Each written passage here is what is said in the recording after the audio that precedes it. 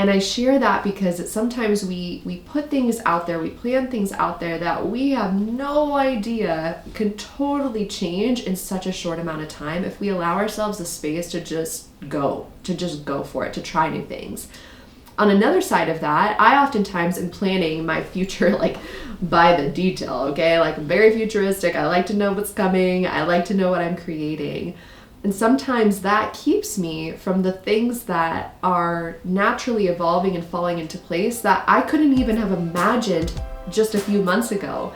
Welcome to the Passion Pursuit podcast. I'm your host, Haley Thomas, and I'm obsessed with helping you create a business that supports the life you dream about. I'm a multi-passionate creative who let her curiosity take her down the unconventional path of entrepreneurship. I have worked with many entrepreneurs just like you who desired to make an impact and an income by doing what lights them up. Get ready to learn about the strategies, shifts, and stories that will equip and inspire you to take action. This is the space where dreams become reality. Welcome back to another episode of The Passion Pursuit. Today we are diving into something that, to be honest, if you're a beginner, you definitely need to know, but even if you're advanced, it's something to always come back to realign. And it is the 4 steps that you actually need when it comes to starting your business. When I first started, you guys, I pretty much did all the things that you don't need when you start a business. I was trying to create everything that I needed just to simply begin. And before I had even shared this idea out into the world, before people even knew what the heck I was doing behind the computer, behind Instagram, I was behind the scenes creating this full-blown website. And I spent months on this, you guys, literally months. I wasn't serving any clients. I wasn't inviting any clients in. I wasn't making any money on this business whatsoever, but I was creating a really beautiful website, okay? Thinking that needed to be like the number one priority. And I always like to hear this phrase that's out there of, we have this idea in mind of build it and they will come, right? So that's what I was thinking. Okay, if I build the website, I'm gonna be a real business. That's all I need, right? So I spent all this time building this website, and then I finally let people into what the heck I was doing. I launched the website at the end of this week of me talking about things and pursuing passion and yada yada. It just came out of nowhere. And then on Friday, I launched the website and it was like, ta-da! And then nothing happened. Because no one was expecting it at all. I had absolutely no lead up to me actually doing this. Everyone was really like, yay! Like, they're so confused. I mean, they were excited for me. They could see I was passionate about it, but they were very confused as to where the heck this idea came from, what this website was all about. And what's so funny, when I look back on that first website, I don't even know if I had any services listed, you guys. It was just like the Passion Pursuit. And people were like, okay, what is that? So one thing I want to be really clear on is that you don't actually need a website to begin your business. I know I'm saying that, and some business experts out there may cringe when I say that, but you don't need a website in place to start serving your ideal client. So that's one thing. Second thing you don't need is a 5-year plan. If I tried to map out my first 5 years, I would have been probably putting myself into a box instead of allowing myself the space to explore, discover what it is that I actually wanted. And that's something we don't talk about enough in this space, is just giving yourself the space to try new things. As a beginning business owner, you honestly don't know what you don't know. And if I had gone according to my plan, I would not be sitting right here today doing this podcast. For example, 2021, I think it was 2021, yes, came around, and it was the beginning of the year. And at the time I was building the Passion Pursuit. It was out in the world. It was rocking and rolling. I had clients at that point. And I was also in a job at the time as well. I was using my college degree. I was doing interior design, and I was kind of balancing the two things. Well, obviously the goal was to go full-time with the Passion Pursuit. And so at the beginning of 2021, I said, okay, by the end of this year, I want to leave my job. I want to go full-time. Well, one thing led to another. I signed a new client, I signed another client, and then all of a sudden it was the middle of February and I realized that I had replaced my income from my job with my new business and that I had the ability to leave now. And so middle of February, February 15th, I put my 2 weeks in and was officially full-time by the 17th. And I share that because sometimes we put things out there, we plan things out there that we have no idea can totally change in such a short amount of time if we allow ourselves the space to just go for it, to try new things. On another side of that, I oftentimes am planning my future like by the detail, okay? Like I'm very futuristic. I like to know what's coming. I like to know what I'm creating. And sometimes that keeps me from the things that are naturally evolving and falling into place that I couldn't even have imagined just a few months ago are happening now. So you don't need to have every single detail planned out for the first few years of your business when you are just in those beginning stages, okay? So let me reiterate, we don't need a website right away. We don't need a 5-year plan. We don't need a perfect brand. Okay, you see the passion pursuit for what it is now. You see the pretty logo and the colors and my little confetti speckles that are everywhere, my nice graphics. But if you scroll a ways back on Instagram, you will see the very first logo that I started with that I made on some free app that I think anybody could go on and use that same exact font. You will see that I tried to put some colors together on a Canva board or looked on Pinterest for different branding colors. You will see my attempt, but it wasn't what drove the needle to get my business from where it was to where it is today. And when you're in those beginning stages, a lot of the times people are putting so much focus on looking like a business, but then they aren't actually running a business at all. They have nothing behind the scenes going on. They have nothing that is actually supporting people. They're not serving any clients.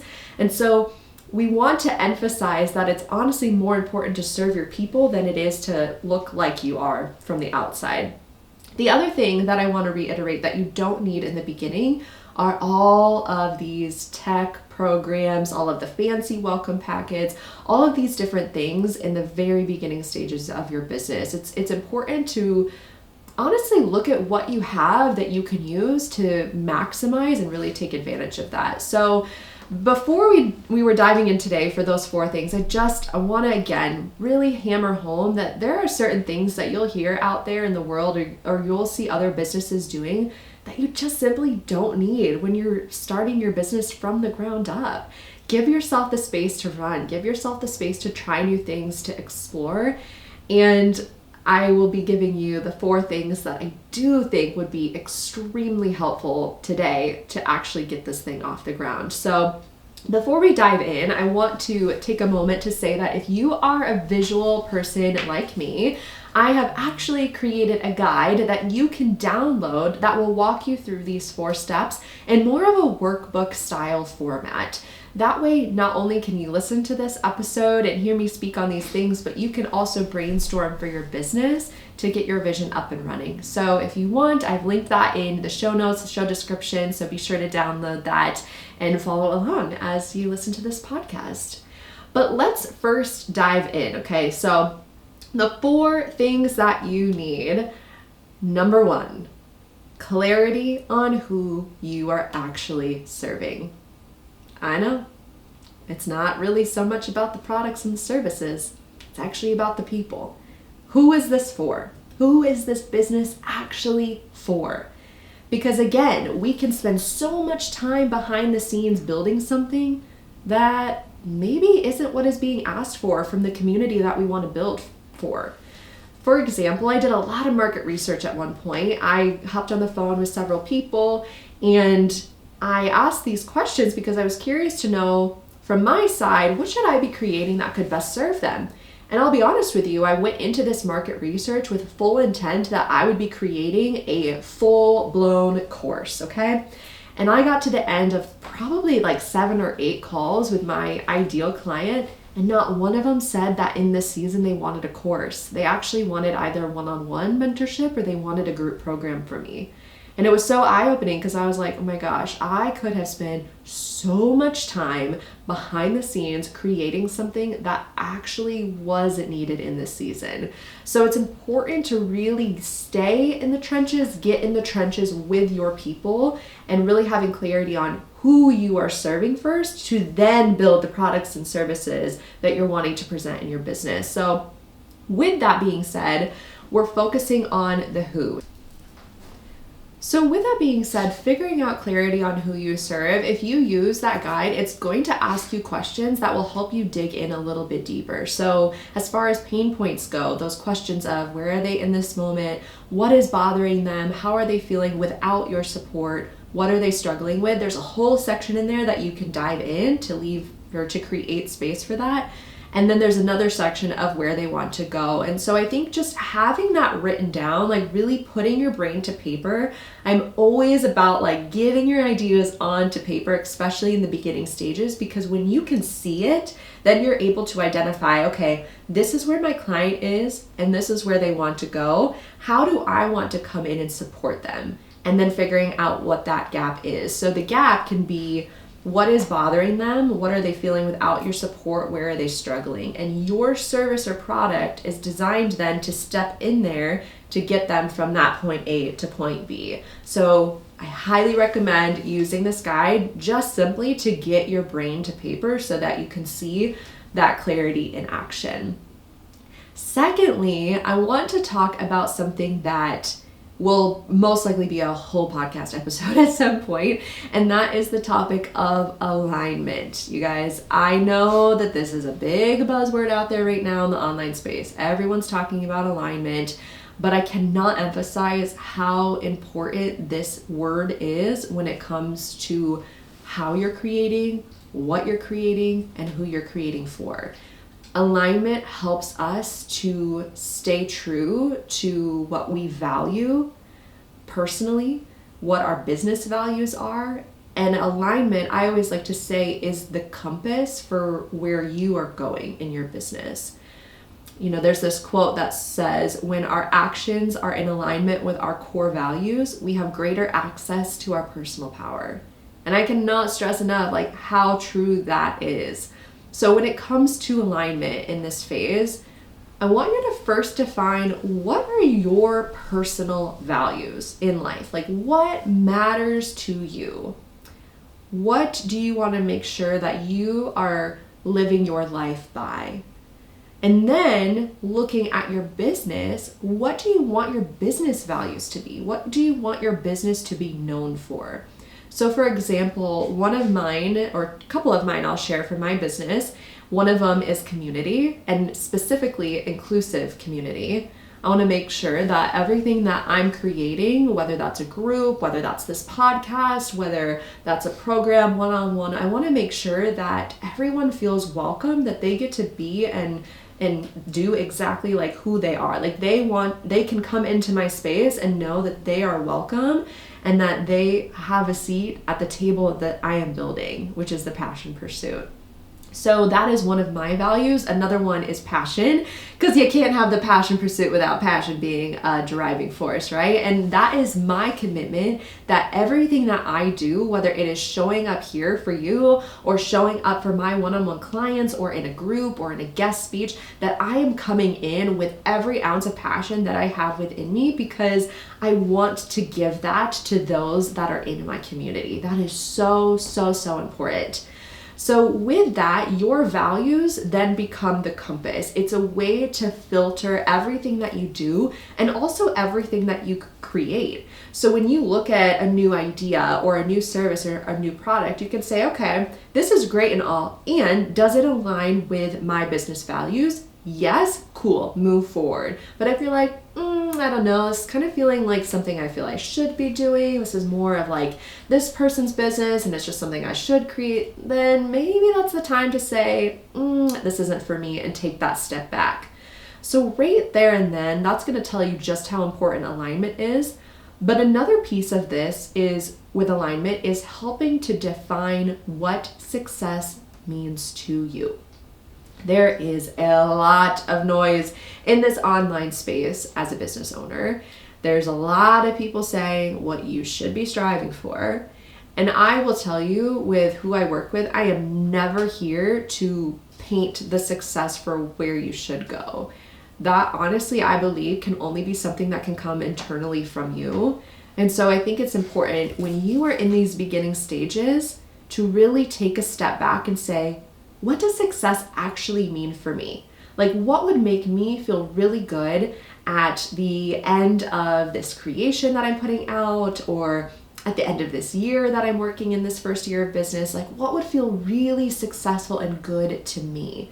So thinking about your lifestyle, right? Like, how much money would support the lifestyle that you want to create? How many people do you want to impact? How much time do you want to work? The thing is that only you can define what success means to you. Nobody gets to take that away from you. So make sure you take a moment to define that. If you have already begun your business, take a step back and make sure that you are doing this process to realign every aspect, your current services and offerings, your current products. I even go as far sometimes as to look at, like, is who I'm working with really aligned with the work that I want to be doing? And sometimes it's hard to have those conversations. It's hard to step into that, but the whole purpose of you creating a business is to do the work that you love. And I just want to emphasize that your no is just as important as your yes. And by you saying, hey, like, I don't have the capacity to do this type of work, it doesn't really align with what my business is doing, that's only going to open up space for what you truly want to be doing. So this step is for if you're already in business. Take a step back, take some time to make sure that things are realigned. And last but not least, when it comes to alignment, especially in the beginning, is why are you creating this business? Why does this matter to you? This is going to be your driving force on those days where you're like, I don't know if this entrepreneurship thing is for me. I want to throw in the towel. I just feel like I should probably go back to my 9-to-5 and do the corporate thing.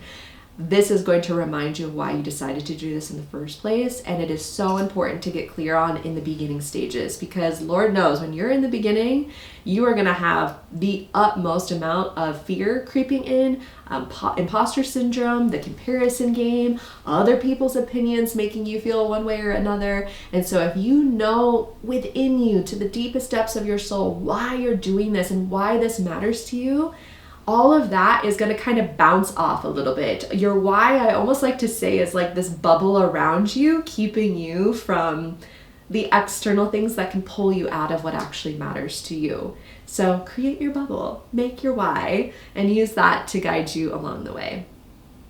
Third, I want to talk about defining your superpowers. And I use the word superpowers, but this can also be used like strengths, or things you're good at. I mean, really, it's that simple, but superpower sounds more fun, so that's the term I'm going to use for this. You can dive into this a little bit further with tools like the Enneagram. If you've not heard of that, I highly recommend. Or human design is another one to really look at your own human design. That goes a little bit more on the woo astrology side, but I'm all about it. And then I would say the third one that can be really impactful is the Strength Finders quiz. So if you have not yet tapped into those, I would definitely give those a look, because I think the more that we learn about ourselves and the more that we learn about how we best show up in this world, the strengths that we keep within us that can really make an impact, like when we have the awareness of what makes us great, then we can really, really drive home the work that we want to be doing in this world and make an even bigger impact. Because another quote from Marie Forleo that I'd love to share is, there has never been and never will be another you. You have a purpose and a very special gift that only you can bring into this world. So what does it look like to define your superpowers? So I guess the basic question is, what are your skills? What are you good at? And I can tell you that when I was first asked this question in the very beginning of my business, I felt really uncomfortable answering that, because, I don't know, it felt a little bit like bragging, or like, oh, this is what makes me great. And it's not about that, okay? It's just really diving into like, what makes you who you are? What makes you great? And with that being said, if you are struggling to answer this question for yourself, I would ask 3 to 5 people in your life who are supportive, who are your cheerleaders, who you can go to, that really see you for who you are, and ask them this question. Ask them, what do you think I'm good at? What do you think my superpowers are? And you'll be really surprised to see what comes out of people's mouths. And I think it's so eye-opening because we oftentimes don't realize what our superpowers are until someone reflects them back to us. For example, story time, I took the Strength Finders quiz, and one of mine, I'm trying to think of what all of mine were, but I know that I had empathy on there. It's a huge strength of mine. Futuristic, which I've talked about here on the podcast before. And then another one that came up was positivity. And you guys, when I first got my quiz results back, I was, to be honest, a little bit disappointed in what my top 5 were, because other people were getting these like really strong words like determination or, I don't know, achievement or something that was like, it felt more powerful, I guess, and I got positivity. And at first I was just like, really? How is that a strength? This is kind of stupid, to be honest. Like, isn't everybody positive? And I was sharing this frustration with my mom, and she was like, Haley, you do not realize how much of a gift it is to be positive. You have a way of seeing the good in people, the good in situations, and the good in this world. And my word, there's a lot going on right now that like we need more of being able to see the good. She's like, and you have a way of doing that. And I never realized that that was actually something that was good or powerful or a strength until she reflected that back to me. And so highly recommend answering this question for yourself, but then also taking it a step further and asking other people what your superpowers are. Then I want you to take a moment to map out your personal timeline, because often what we don't realize is that our story, our journey is what is driving us to be in the place of creating something like a business or creating a vision for better impact in the world. Your experiences that you have had, emotions that you have felt, people who have been in your life are all shaping you and have inspired you in one way or another, good or bad, to now have the desire to bring something to life. You'll often hear in the business world that your ideal client was you 2 years ago. Interesting to think about it in that way. And so I remember starting this business and having this strong desire to help people do what they love and create a vision, create a business around that. Because me, 5-10 years ago, has been in a place where I was not doing what I loved. I felt so stuck. I felt like I was on an island of my own, feeling absolutely no passion and zest for what I was doing in my day-to-day. And that feeling was absolutely debilitating. And that is what inspired the passion pursuit. That is what drives me now, because I know what it feels like to be stuck. And so use your personal timeline to pull those stories from, to pull the reasons why you're doing this, to remind you of not only why you're doing this, but to also share those stories with your potential client. Chances are something that you're going through, something that you've experienced in the past, is only going to help you impact those that you're wanting to assist in whatever type of business that you are creating. So take a moment to map out what that timeline looks like. And then last but not least, in terms of defining your superpowers, I love asking this question. I get so excited about this question. I share this with all of my clients, especially on those days where we are in our head about business things. And the question is, why are you the person for the job? Why you? Chances are there's probably a lot of other people doing what you're doing out there in the marketplace, but why you? Why are you the person for the job? What is the experience that you are bringing to them? What do you bring to the table? Why should someone say yes to working or buying from you? And if you can make a list, and I give yourself the space to just brag on yourself. This is your time, my friend, but lay this out. Give yourself, I would say, up to at least 10 reasons why someone should say yes to working with you. Take a moment to brain dump, because I promise you, on those days where you are feeling like you're not doing enough, you're not enough, you're in your head, you can go back and remember, why are you the person for the job? What are people getting because they chose to work with you? So don't skip that one. That's probably like the most important in this entire podcast, is answering that question. But I want you to, in summary of defining your superpower, I want you to remember this, that you lack nothing. You lack nothing. You have everything within you that you need to succeed. You have the skills, or you have the willingness to learn them. And so even if you feel you don't know everything in the certain thing that you're creating, you have the ability to do and learn those things.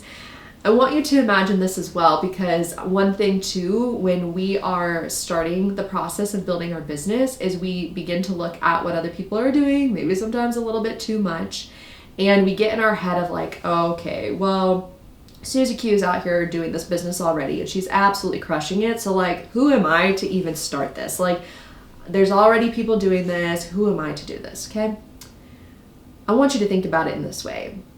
In New York City, there are over 1,600 pizza places. 1,600 in one city. Granted, it's a big one, but 1,600 pizza places alone.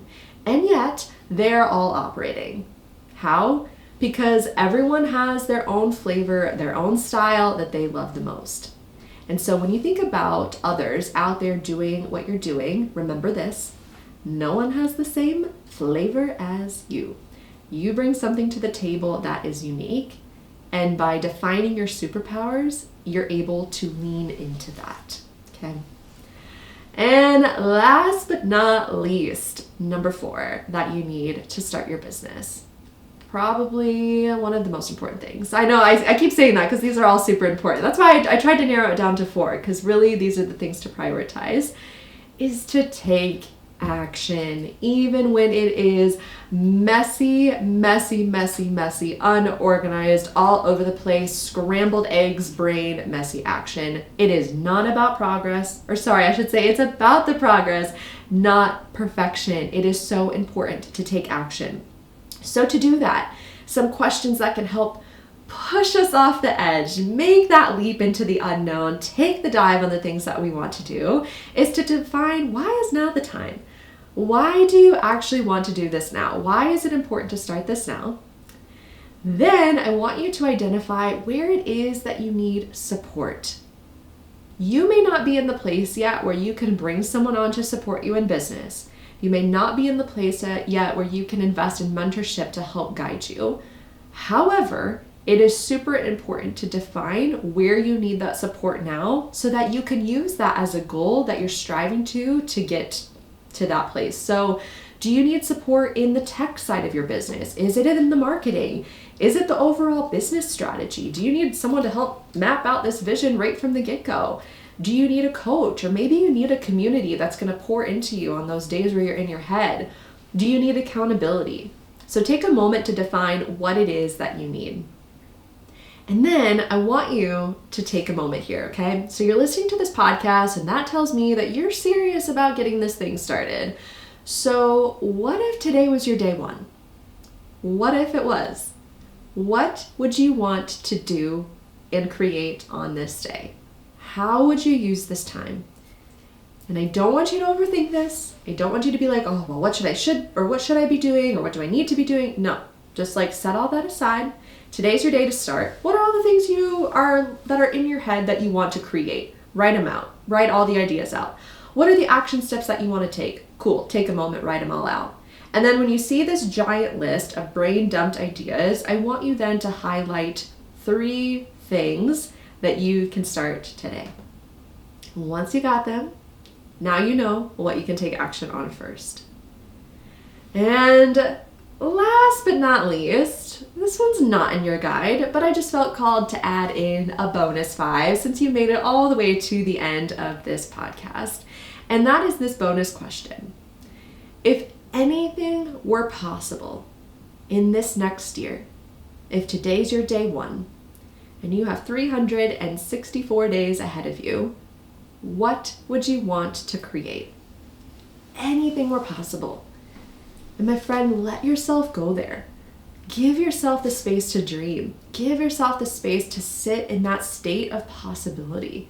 You never know what can happen.